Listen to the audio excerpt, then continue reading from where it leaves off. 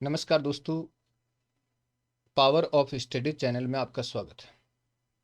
दोस्तों, अगर आप इस चैनल पर पहली बार विजिट कर रहे हैं तो चैनल को सब्सक्राइब करें और इस चैनल पर आपको हिंदी साहित्य के प्रश्नोत्तर के बहुत से वीडियो मिलेंगे जो आपकी तैयारी में काफ़ी मददगार साबित होंगे और आप नए नए प्रश्नों की जानकारी भी ले सकेंगे।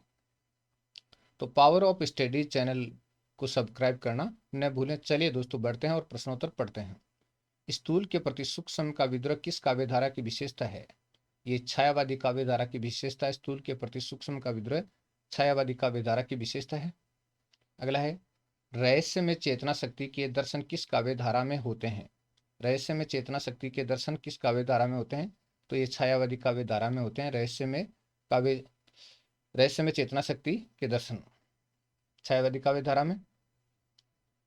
प्रेम तरंग किसकी रचना है? प्रेम तरंग भारतेंदु हरिश्चंद्र की रचना का नाम प्रेम तरंग है। अगला है, प्लाट का मोर्चा रिपोर्टाज के लेखक का नाम बताइए। शमशेर बहादुर सिंह का ये रिपोर्टाज है। प्लाट का मोर्चा रिपोर्टाज है वो शमशेर बहादुर सिंह का रिपोर्टाज है। नए जमाने की मुकरी किस रचनाकार की रचना है? नए जमाने की मुकरी किस रचनाकार की रचना है? तो ये भारतेंदु हरिश्चंद्र की रचना है नए जमाने की मुकरी। पंत की कौन सी रचना रहस्य में शक्ति का प्रदर्शन कराती है? पंत की कौन सी रचना रहस्य में शक्ति का प्रदर्शन कराती है? मौन निमंत्रण रचना है वो रहस्य में शक्ति का प्रदर्शन कराती है। प्रसाद की किस रचना में रहस्य की भावना विद्यमान है? खोलो द्वार रचना में रहस्य की भावना विद्यमान है। अगला है, महादेव वर्मा की कौन सी रचना रहस्य शक्ति से युक्त है? रहस्य शक्ति से युक्त है तो यामा है वो रहस्य शक्ति से युक्त है। महादेव वर्मा की यामा रचना है वो रहस्य शक्ति से युक्त है।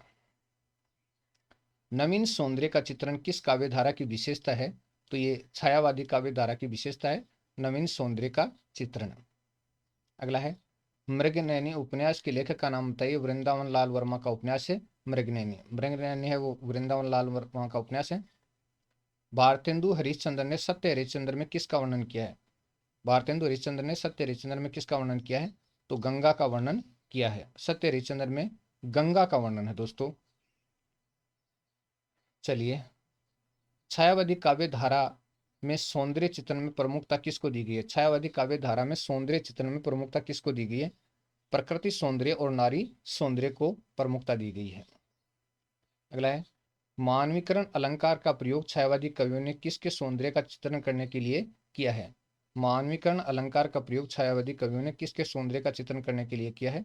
प्रकृति सौंदर्य का चित्रण करने के लिए मानवीकरण अलंकार का प्रयोग किया है। छायावादी काव्य में नारी का कौन सा रूप प्रकट हुआ है? छायावादी काव्य में नारी का कौन सा रूप प्रकट हुआ है? प्रतिष्ठा प्राप्त गरिमा में स्वरूप व्यक्त हुआ है। प्रतिष्ठा प्राप्त गरिमा में स्वरूप व्यक्त हुआ है तथा नारी को सर्वोच्च स्थान प्रदान किया गया है। नारी को सर्वोच्च स्थान प्रदान किया गया है। मूलतः छायावादी किस प्रकार का काव्य है? प्रेम और वेदना का काव्य है। मूलतः छायावादी काव्य वो प्रेम और वेदना का काव्य है। अगला है, विचित्र विवाह रचना के रचनाकार का नाम बताइए। रामचरित उपाध्याय की रचना है विचित्र विवाह। नेक्स्ट है, श्री मैथिली शरण गुप्त की रचना भारत भारती का प्रकाशन कब हुआ? 1912 में श्री मैथिली शरण गुप्त की रचना भारत भारती का प्रकाशन हुआ था 1912 में। याद रखिएगा दोस्तों। अगली रचना, किसान नामक खंडकाव्य की रचना किसने की? श्री मैथिली शरण गुप्त ने किसान नामक खंडकाव्य की रचना की थी। रंग में भंग खंडकाव्य के रचयिता का नाम बताइए। रंग में भंग, तो ये श्री मैथिली शरण गुप्त जी का खंडकाव्य जिसका नाम है रंग में भंग। नवीन बीन रचना के रचनाकार का नाम बताइए। लाला भगवान दीन की रचना है नवीन बीन। नवीन बीन है वो लाला भगवान दीन की रचना है। नारी तुम केवल श्रद्धा हो, ये कथन किस काव्य धारा की विशेषता को दर्शाता है? छायावादी काव्य धारा की विशेषता को दर्शाता है नारी तुम केवल श्रद्धा हो।